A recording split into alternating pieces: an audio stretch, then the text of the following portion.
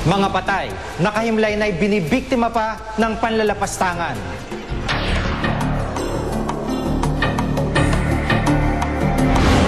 Wala, hindi na ako yun. Ibig sabihin nun, pag halimbawa kami nagbukas, 5 taon na, may nako kami. O siyempre, pag hindi naalala ng pamilya yun, sa amin na yun. Pinubukpok po namin ng martilyo para bumubuksan. Tapos pipiliin po namin, lalagay po sa sako. Tapos pag kami nakita yung mga silver, tinatabi po namin. Tapos binabayaran kami 20. Kung para sa akin, dapat hindi tatambakan ng mga basura dyan. Dahil kahit patay na sila, kakaawa din. Fertilizer fund scam. Anong kahihinatnan?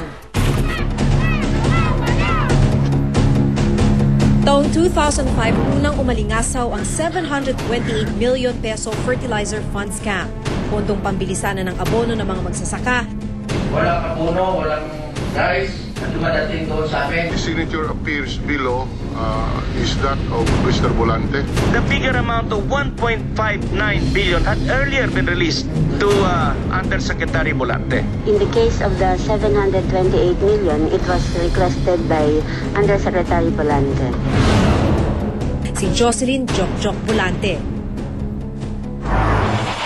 Isyong malalim at makabuluhan. Buong tapang na binusisi at binantayan dito sa Reporter's Notebook. Wala ng buhay pero tila hayop kong itrato mula punerarya hanggang libingan. Bakit hindi na po protektahan ang kapakanan ng mga yumao?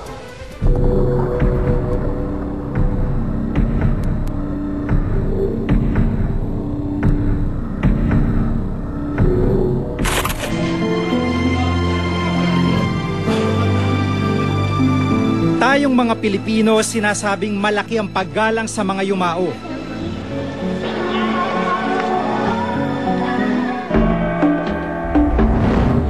Pero bakit sa ilang pagkakataon, sa halip na irespeto ang mga patay, nilalapastangan?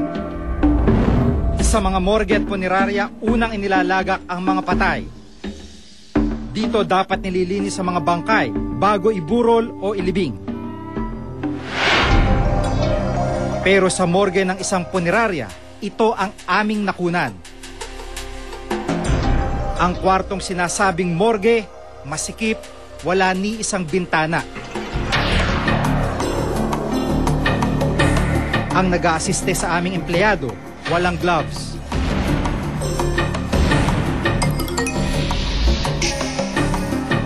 Ang mga hindi pa nakikilalang bangkay, nakalubog sa pinaghalong kemikal at sariling dugo. Ang gamit sa paghahawa ng mga bangkay, isang piraso ng binaluktot na bakal. Ang mga patay, parang isdang sinisilo at binabaligtad. Ayon sa DOH, malinaw na paglabag sa sanitation code ang aming nakunan.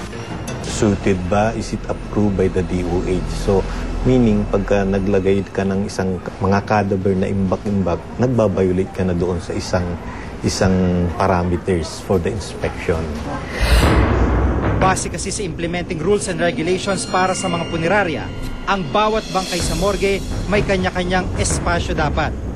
Dapat may sapat ding ventilasyon at ilaw. At ang mga umahawak sa bangkay, dapat may protective gear gaya ng gloves at mask. Wala naman nakasaad sa batas tungkol sa pag-aanunsyo ng mga hindi pa nakikilalang bangkay.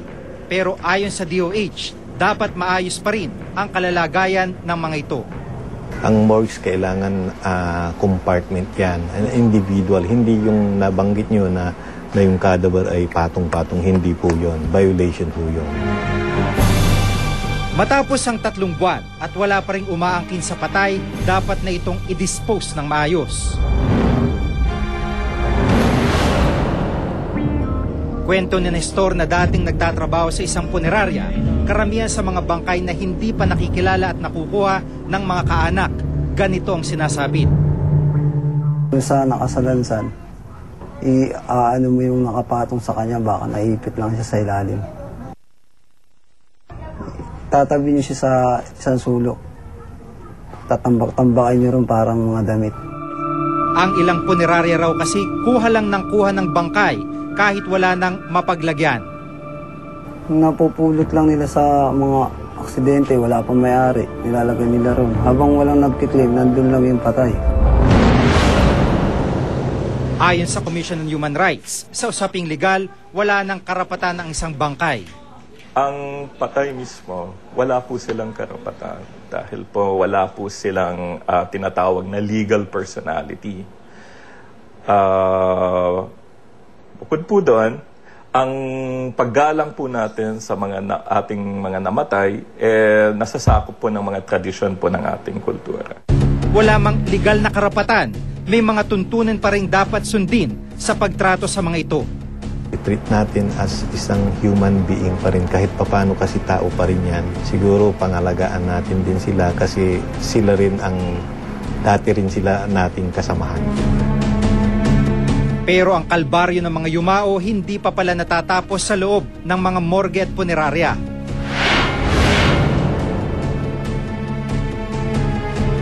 Kapag nakaburol na, ang ilang bangkay na hindi na nga makaalma, pinagkakakitaan pa.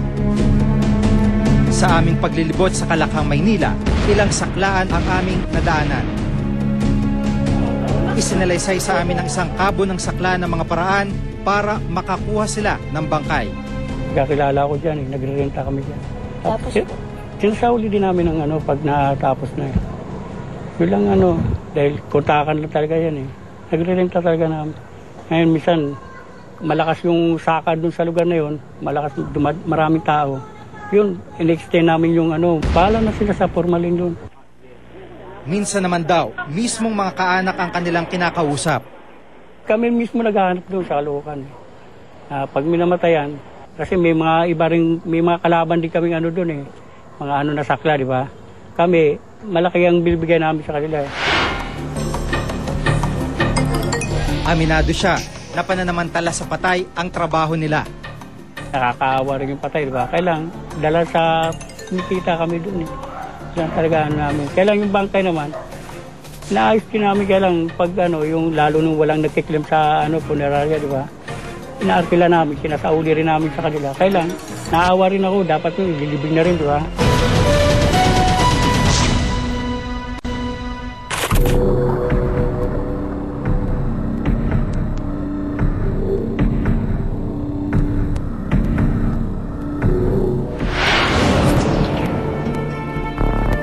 Mula morgue, punerarya at pagburol. Hindi pa rito natatapos ang paglapastangan sa mga patay. Ang hindi magandang trato sa mga yumao nagpapatuloy hanggang sementeryo. Ang mga huling hantungan, masikip, marumi, nakasusulasok. Sa sementeryo ng Navotas, ang mga nicho halos malubog na sa kapal ng basura. Ang iba naman napapalibutan ng tubig. At ang pinagbaklasan ng mga kabaong at mga buto ng patay, iniwang nakabuyang-yang. Ang ilang inililipat na buto, sa sako na lang inilalagay.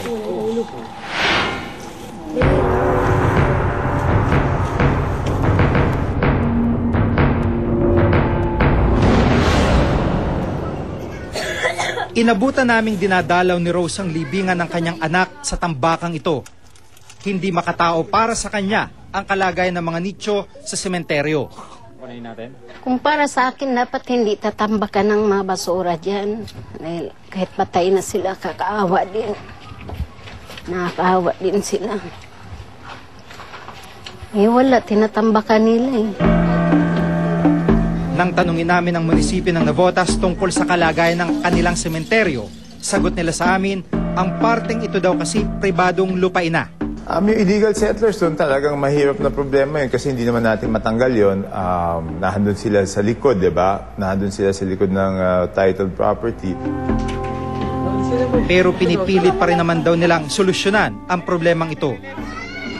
Magkakaroon sila ng relocation but as of now, alam naman natin na may batas na hindi pwedeng tanggalin yan kung wala naman relokasyon na maibibigay.